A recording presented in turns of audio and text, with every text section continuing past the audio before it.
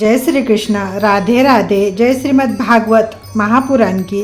Friends, इस channel पर आपको श्रीमद् भागवत महापुराण सुख सागर कथा के संपूर्ण अध्याय हिंदी में सुनने को और पढ़ने को मिलेंगे। तो फ्रेंड्स, चैनल को प्लीज़ सब्सक्राइब ज़रूर कीजिएगा। श्री गणेशाय नमः। श्रीमद् भागवत महापुराण सुख सागर कथा प्रथम स्कंद अध्याय 13वां। सुत जी बोले, हे ऋषियों, अन्य शास्त्र तथा पुराणों के सुनने से तो बहुत दिनों में श्री हरि के चरणों में प्रीति उत्पन्न होती है, परंतु जब प्राणी भागवत की कथा सुनने की इच्छा करता है, उसी समय उसके पापों के 3 टुकड़े हो जाते हैं। पहला भाग इच्छा करते समय, दूसरा भाग जाते समय तथा तीसरा भाग सुनते समय हो जाता है। दूसरे धर्म, यज्ञ, व्रत आदि का तो संपूर्ण होने के उपरांत फल प्राप्त होता है, परंतु श्रीमद् भागवत महापुराण कथा को जितना सुना जाए उतना फल तुरंत प्राप्त हो जाता है। अब आप लोग परीक्षित के जन्म लेने की कथा को सुने। हस्तिनापुर का राज्य प्राप्त होने के पश्चात राजा युधिष्ठिर को आनंद कंद श्री कृष्णचंद्र जी के दर्शन के बिना कुछ अच्छा नहीं लगता था। वे दिन रात उन्हीं के चरण कमलों का ध्यान धरते हुए राज्य करते थे। जब उत्तरा के पेट से परीक्षित ने जन्म लिया, उस समय वह आंखें खोलकर चारों ओर इस अभिलाषा से देखने लगा कि जिस मनमोहन स्वरूप को मैंने अपनी माता के गर्भ में देखा था वह कहाँ है, परंतु इस भेद को कोई नहीं जान सका। राजा युधिष्ठिर ने अत्यंत प्रसन्न होकर नांदीमुख श्राद्ध किया तथा मंगलाचार मनाकर ब्राह्मण एवं याचकों को मुँह मांगा दान एवं दक्षिणा दी। जब उन्होंने ज्योतिषियों को बुलाकर बालक के जन्म लग्न का हल पूछा, उस समय पंडितों ने विचार करके यह बात कही, हे राजन, यह बालक जन्म लेते ही अपनी आंखें खोलकर सबकी परीक्षा ले रहा था, अंततः इसका नाम परीक्षित होगा। यह अत्यंत बलवान, नीतिज्ञ, प्रतापी तथा धर्मात्मा राजा होगा। यह अपनी प्रजा को बहुत सुख पहुंचाएगा तथा इस बालक के कारण आपका नाम, यश और कीर्ति भी चारों दिशाओं में अधिकाधिक फैलेगी। यह बुद्धि में बृहस्पति, धैर्य में हिमाचल, गंभीरता में समुद्र, वीरता में परशुराम, दानियों में अशुतोष शंकर, ऐश्वर्य विलास में इंद्र तथा सत्य बोलने वालों में आपके समान होगा। इसकी गणना राजर्षियों में होगी। यह अधर्मी, पापी तथा कलियुग को दंड देकर अपनी प्रजा का पुत्र के समान पालन करेगा। अंत समय में एक ऋषि बालक के श्राप के कारण तक्षक सर्प द्वारा काटे जाने से इस बालक की गंगा तट पर मृत्यु होगी। ज्योतिषियों की बात सुनकर राजा युधिष्ठिर ने उदास होकर कहा, हे महानुभावों, आप यह सत्य सत्य बतलाइए कि किसी ब्राह्मण के क्रोध के कारण तो इस बालक की मृत्यु नहीं होगी। हमारे वंश में सांप के काटने से मृत्यु होना अच्छा माना जाता है, परंतु किसी महात्मा, ब्राह्मण अथवा साधु संत के शाप अथवा क्रोध के कारण मरना शुभ नहीं माना जाता। ज्योतिषी बोले, हे राजन, आप निश्चित रहिए कि यह बालक आपके वंश में अत्यंत श्रेष्ठ हरिभक्त होकर साधु, ब्राह्मण एवं महात्माओं की सेवा में संलग्न रहेगा। मृत्यु के समय भगवान श्याम सुंदर के चरण कमलों का हृदय में ध्यान रखते हुए ही यह अपने शरीर का परित्याग करेगा। ऐसा प्रतापी तथा ईश्वर भक्त आज तक दूसरा कोई व्यक्ति आपके कुल में उत्पन्न नहीं हुआ है। श्री हरि के चरण कमलों में इसकी प्रीति बाल्यावस्था से ही रहेगी। ज्योतिषियों के यह वचन सुनकर राजा युधिष्ठिर अत्यंत प्रसन्न हुए। तदुपरांत उन्होंने उन्हें बहुत दान दक्षिणा देकर विदा किया। इसके पश्चात धर्मराज युधिष्ठिर ने कहा, हम 5 भाइयों में श्री नारायण जी ने यह एक ही भाग्यवान बालक दिया है, अंततः इसके कारण हमारा नाम संसार में स्थिर बना रहेगा। यह सुनकर छोटे बड़े सभी लोग अत्यंत प्रसन्न हुए। राजा युधिष्ठिर धर्म एवं नीति पूर्वक राज्य कार्य तथा प्रजा का पालन करते थे।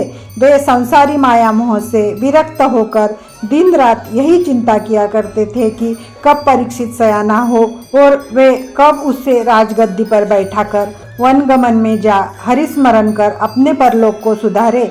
वे अपने चाचा चाची धृतराष्ट्र तथा गांधारी, जिनके पुत्र महाभारत के युद्ध में मारे गए थे, को सम्मान पूर्वक अपने पास रखकर उनके आज्ञानुसार राज्य कार्य करते थे। वे सदैव यह भी ध्यान रखते थे कि धृतराष्ट्र तथा गांधारी को किसी प्रकार का दुख न होने पावे, क्योंकि यदि वे दुखी रहे तो उन्हें अपने दुर्योधनादि पुत्रों के मारे जाने का शोक और भी अधिक सतावेगा। राजा युधिष्ठिर की सेवा शुश्रूषा को देखकर धृतराष्ट्र कभी कभी इस प्रकार कहा करते थे, हे राजन, मैं हृदय से यह कभी नहीं चाहता था कि तुम्हारे साथ शत्रुता करूं, परंतु न जाने उस समय मेरी बुद्धि क्यों फिर गई थी। राजा युधिष्ठिर यह सुनकर कहते, हे चाचा, मैं भी दिन भर युद्ध क्षेत्र में रहने के बाद संध्या को जब अपने डेरे में आता था, उस समय अपने मन में यही विचार किया करता था कि 4 दिन के जीवन के लिए अपने भाई बंधुओं को मारना उचित नहीं है। मैं प्रतिदिन यह भी सोचा करता था कि कल से महाभारत बंद कर दूंगा, परंतु जब प्रातःकाल सोकर उठता था उस समय फिर युद्ध की तैयारियां करने लगता था। इसलिए यह समझना चाहिए कि सबके भाग्य में इसी प्रकार से मृत्यु लिखी हुई थी। भगवान की इच्छा में किसी की युक्ति नहीं चलती। ईश्वर ने जो चाहा अंत में वही होकर रहता है। इस प्रकार राजा युधिष्ठिर धृतराष्ट्र तथा गांधारी को बोध कराते रहते थे। उनके राज्य में धर्म की ऐसी महत्ता थी कि भगवान श्याम सुंदर की कृपा से प्रजा के इच्छानुसार वर्षा होती थी तथा असमय में भी वृक्ष फल फूलों से लदे रहते थे। सब लोग अत्यंत आनंदित रहते थे तथा बकरी और बाघ एक ही घाट पर पानी पीते थे, मतलब कोई किसी से लड़ाई झगड़ा नहीं करता था। उन्हीं दिनों की बात है कि श्री विदुर जी 1 वर्ष तक तीर्थ यात्रा करने के उपरांत जब यमुना तट पर मैत्रेय ऋषि के आश्रम पर पहुंचे तो ऋषि के द्वारा दुर्योधनादि कौरवों के मारे जाने तथा युधिष्ठिर के राज सिंहासन प्राप्त करने का समाचार सुनकर उन्हें अत्यंत शोक हुआ। वही उन्हें यह भी मालूम हुआ कि राजा युधिष्ठिर धृतराष्ट्र तथा गांधारी को अत्यंत सम्मान एवं स्नेहपूर्वक अपने पास रखते हैं। इन सब बातों को सुनकर विदुर जी ने अपने हृदय में बहुत खेद करते हुए यह विचार किया कि देखो कितने आश्चर्य की बात है, जो इतनी विपत्ति पड़ने, 100 पुत्रों के मारे जाने तथा राज्य छूट जाने पर भी धृतराष्ट्र का मन अभी तक संसारी माया मोह से विरक्त नहीं हुआ है और वह युधिष्ठिर के ही पास रहना चाहते हैं। अब यदि मैं उन्हें संसारी माया मोह से छुड़ाने का मार्ग दिखा दूं तो उत्तम रहेगा। ऐसा विचार कर विदुर जी परमेश्वर की इच्छा पर संतोष रखते हुए हस्तिनापुर के राजभवन में जा पहुँचे। उन्हें देखकर राजा युधिष्ठिर ने उनका बहुत प्रकार से सम्मान करते हुए हाथ जोड़कर यह प्रार्थना की, हे विदुर जी, आपने हमारे कुल में जन्म लेकर भगवान श्री श्याम सुंदर की कृपा प्राप्त की है। आज आपने दर्शन देकर आपने श्री चरणों की रस से इस घर को पवित्र कर दिया है। आपके हृदय में श्री बाके बिहारी मदन गोपाल का सदैव निवास रहता है। आपने हम 5 भाइयों का पुत्रवत लालन पालन कर संकट के समय में सहायता पहुंचाई है। जिस समय दुर्योधन ने हम लोगों को लाक्षागृह में जलाकर भस्म कर देना चाहा था, उस समय आपने पहले से ही वहां पर सुरंग खुदवा रखी थी और इस प्रकार हमारे प्राण बचाए थे। अब आप कृपा कर यहाँ पधारे हैं, यह हमारे धन्य भाग्य है। आप कौन कौन से तीर्थों में भ्रमण करते हुए आ रहे हैं, यह बताने की कृपा करें। यदि आप प्रभा क्षेत्र में भी गए हो तो हमारे परम हितैषी भगवान श्री श्याम सुंदर का कुछ समाचार भी सुनावे, क्योंकि जब से वे हमें राज्य देकर गए हैं तब से हमें उनका कोई समाचार नहीं मिला है। सुत जी बोले, हे ऋषियों, धर्मराज युधिष्ठिर के ऐसे वचन सुनकर महात्मा विदुर जी ने अन्य तीर्थों का वर्णन किया, परंतु महात्मा श्री कृष्णचंद्र जी के अंतर्धान होने तथा यदुवंशियों के मारे जाने का समाचार यह सोचकर नहीं सुनाया कि जब अर्जुन लौट कर आएगा तब वह सब हाल स्वयं ही बता देगा। उन्होंने सोचा, यदि इस समय मैं कुछ हाल कहूँगा तो युधिष्ठिर को दुख पहुँचेगा। श्रेष्ठ लोगों का यह कहना है कि ऐसी बात किसी के सामने न कहे जिससे सुनने वाले के मन को दुख पहुँचे। इसी कारण वे इस संबंध में चुप रह गए। तदुपरांत जब विदुर जी महलों में गए तो द्रौपदी आदि स्त्रियों ने उन्हें हरिभक्त जानकर दंडवत प्रणाम किया। हस्तिनापुरवासी लोग भी उनके आगमन का समाचार सुनकर अत्यंत प्रसन्न हुए। जब विदुर जी धृतराष्ट्र के निवास स्थान में पहुंचकर धृतराष्ट्र तथा गांधारी को प्रणाम किया, उस समय धृतराष्ट्र उनसे गले मिलकर बहुत देर तक रोते रहे। तदुपरांत बोले, हे भाई, तुम्हारे जाने के बाद मेरे ऊपर बहुत बड़ा संकट पड़ा है। मेरे सपुत्र मारे गए तथा सिंहासन नष्ट हो गया। यह सुनकर विदुर जी ने कहा, हे भाई, भगवान श्याम सुंदर की इच्छा इसी प्रकार की थी। उन्होंने पृथ्वी का भार उतारने के लिए अवतार ग्रहण किया था, सो इस प्रकार पृथ्वी का भार हटा दिया। अब तुम यह कहो कि राजा युधिष्ठिर तुम्हारे खाने पीने तथा रहने का प्रबंध एवं स्वागत सत्कार किस प्रकार करते हैं। धृतराष्ट्र बोले, हे विदुर, युधिष्ठिर मुझसे अत्यंत स्नेह करते हैं। वे मुझे अपने पिता के समान तथा गांधारी को माता के समान समझते हैं। अर्जुन भी हमारा बहुत आदर करता है। केवल भीमसेन ही हमें जब तब दुर्वचन सुनाता रहता है। वह कहता है, तुमने ही मेरे खाने के लिए विष के लड्डू भेजे थे तथा तुम्ही ने हम पांचों भाइयों को लाक्षागृह में ठहराकर जला देना चाहा था। अब तुम हमसे अपना पालन चाहते हो। संसार में तुम्हारे समान पापी तथा अधर्मी और कोई नहीं है। हे भाई, भीमसेन की ऐसी बातें मुझसे सहन नहीं होती है। वह कभी कभी मुझसे ऐसी धमकी भी देता है कि यदि तुम राजा युधिष्ठिर से मेरी बुराई करोगे तो मैं तुम्हें जान से मार डालूंगा। धृतराष्ट्र की बातें सुनकर विदुर ने अत्यंत खेद प्रकट करते हुए मन में विचार किया, देखो परमेश्वर की माया कैसी प्रबल है कि इतना अनादर होते हुए भी धृतराष्ट्र सांसारिक मोह माया को नहीं छोड़ते हैं। जिस प्रकार कोई लालची मनुष्य पुराने कपड़ों का त्याग नहीं करता तथा उसके पास वह चिथड़ा भी सदैव न रहकर एक न एक दिन नष्ट हो जाता है, उसी प्रकार इनका यह शरीर भी सदैव स्थिर न रहेगा। परंतु इतने पर भी इस वृद्धावस्था में इनसे अपने शरीर का मोह नहीं छोड़ा जा रहा है। अंत इन्हें ज्ञानोपदेश कर इनका मन संसार से विरक्त कर देना चाहिए ताकि यह मुक्ति को प्राप्त कर सके। ऐसा विचार कर विदुर जी ने धृतराष्ट्र से कहा, हे भाई, सुनो, भीमसेन की कही हुई बातों को सत्य जानकर तुम्हें राजा युधिष्ठिर के घर में कदापि नहीं रहना चाहिए। तुमने अपने राज्यकाल में अधर्म का आश्रय लेकर भीमसेन को बड़े बड़े कष्ट दिए थे। तुम्हारे पुत्र दुर्योधन ने भी द्रौपदी का चिरहरण कर उसे भरी सभा में अपमानित किया था तथा भीमसेन को विष देकर पांचों पांडवों को लाक्षागृह में जला देने की योजना भी बनाई ही गई थी। पांडवों का सब राज्यपाट बल द्वारा जुए में जीतकर उन्हें 13 वर्ष का वनवास भी दिया गया था। यह सब बातें तुम्हें अवश्य ही भली भांति याद होंगी। अब तुम उन्हीं के हाथों इस नाशवान शरीर का पालन कर रहे हो। तुम्हारा संपूर्ण जीवन संसारी मोह माया में बीता। अब तुम वृद्ध हो गए तथा तुम्हारे सब पुत्र भी मृत्यु को प्राप्त हो चुके हैं।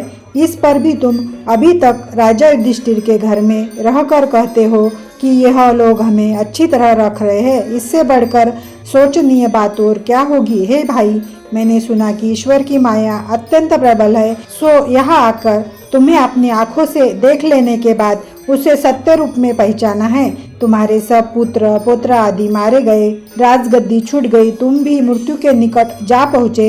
इतने पर भी तुम उसी भीमसेन के हाथ से रोटी लेकर खाते हो जिसने तुम्हारे सब पुत्रों को मारा है। क्या तुम्हें इसमें कुछ भी लज्जा नहीं आती? तुम्हारे ऐसे खाने तथा जीवन को धिक्कार है। जिस प्रकार कुत्ता लाठी मारने से भाग जाता है तथा रोटी का टुकड़ा देने पर फिर उससे पास आकर खा लेता है, वैसी ही स्थिति तुम्हारी भी है। हे भाई, वृद्धावस्था आ जाने पर भी तुम्हें जीवन से मोह है तथा तुम्हारा मन संसार से विरक्त नहीं हो रहा है। तुम सदैव अमर नहीं बने रहोगे। इसलिए उचित है कि तुम हिमालय जाकर श्री हरि चरणों का ध्यान करते हुए अपने शरीर को त्याग दो। ऐसा करने से तुम्हें मुक्ति की प्राप्ति होगी। संसार में तो तुम्हारी यह गति हुई, अब अपने परलोक को भी क्यों नष्ट कर देना चाहते हो? विदुर जी की बात सुनकर धृतराष्ट्र ने कहा, हे भाई, तुम्हारा कहना सत्य है। हम भी यही बात चाहते हैं, परंतु हम दोनों पति पत्नी आंखों से अंधे तथा लाचार है। अब तुम ही कहो कि हम हिमालय तक किस प्रकार पहुँचेंगे? विदुर जी बोले, मैं तुम दोनों को हाथ पकड़कर अच्छी तरह ले चलूँगा। तुम मेरे बड़े भाई हो, अंततः तुम्हारी सेवा करना मेरा धर्म है। जब तक तुम जीवित रहोगे तब तक मैं तुम्हारी भली भांति सेवा करूँगा। विदुर जी की यह बात मानकर धृतराष्ट्र तथा गांधारी राजा युधिष्ठिर को सूचित किए बिना ही विदुर जी के साथ हिमालय के लिए चल दिए। विदुर जी आगे आगे धृतराष्ट्र का हाथ पकड़े हुए थे तथा पीछे पीछे गांधारी अपने पति का हाथ पकड़े हुए चली जा रही थी। इस प्रकार वे दोनों हरिद्वार में जा पहुँचे। सूत जी बोले, हे ऋषियों, दूसरे दिन प्रातःकाल के समय जब राजा युधिष्ठिर नित्य कर्म से निवृत्त हो अपने माता पिता धृतराष्ट्र तथा गांधारी को प्रणाम करने के लिए उनके निवास स्थान पर पहुँचे, उस समय वे मकान को सुना देखकर अत्यंत शोक करने लगे। उन्होंने सोचा शायद वे लोग किसी प्रकार मुझसे दुखी होकर कहीं अन्यत्र चले गए हैं अथवा पुत्र शोक में व्याकुल होकर गंगा में डूब मरे हैं। इस विचार के आते ही वे फुट फुट कर रोने लगे।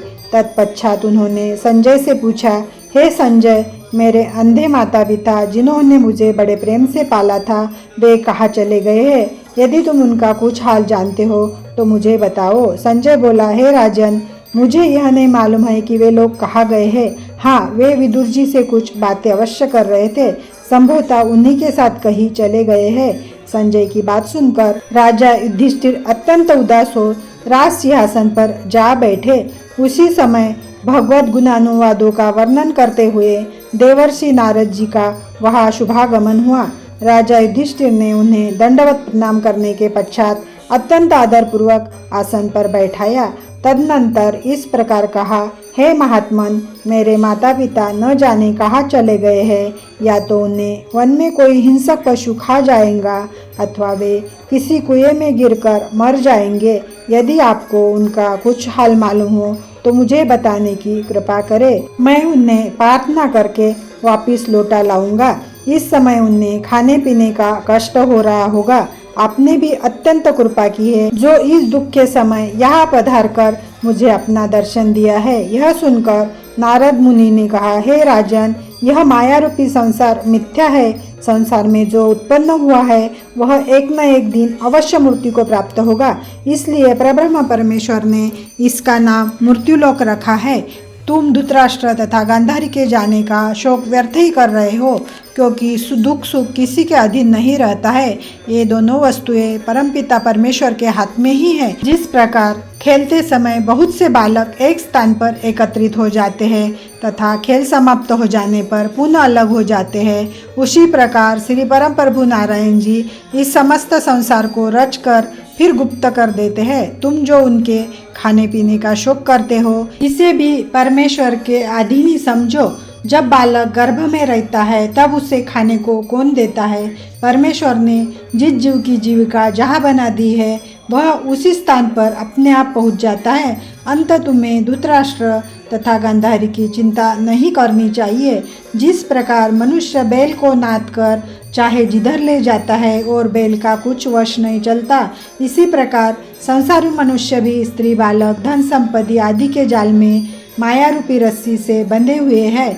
जब परमेश्वर किसी प्राणी पर दया करके उसकी भेंट किसी संत महात्मा से करा देता है, तभी वह ज्ञान प्राप्त करके इस माया रूपी फंदे से छूटकर मुक्त पद पर पहुँचता है।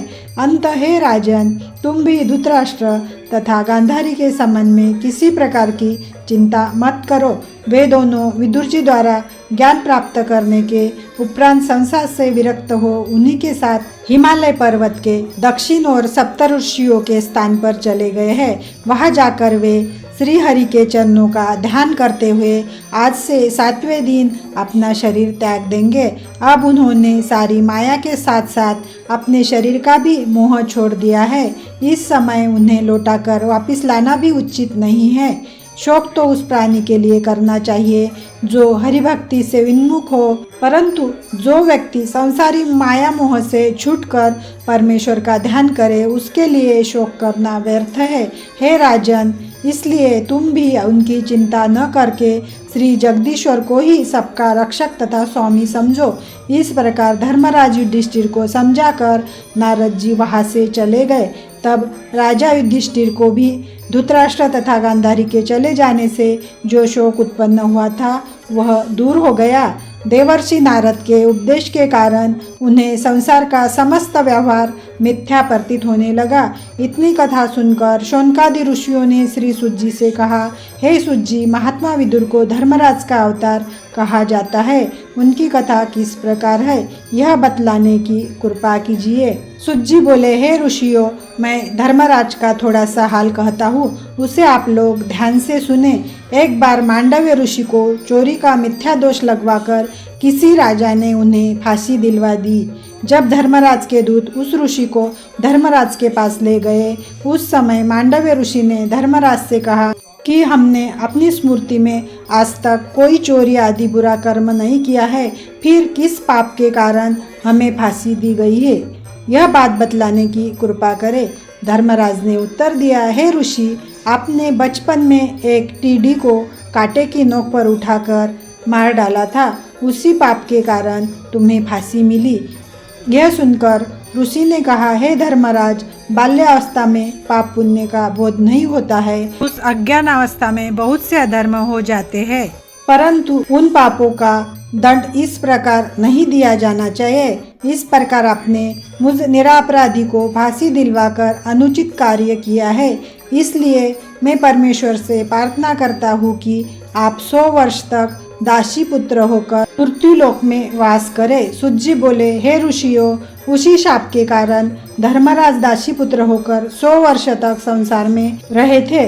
जब तक धर्मराज विदुर का अवतार लेकर संसार में रहे, तब तक सूर्य देवता ने धर्मराज के कार्य का संचालन किया था। यही कारण था जो संसार में जन्म लेकर विदुर हरि भक्ति परायण बने रहे। श्रीमद् भागवत महापुराण सुख सागर कथा प्रथम स्कंद का 13वां अध्याय समाप्त।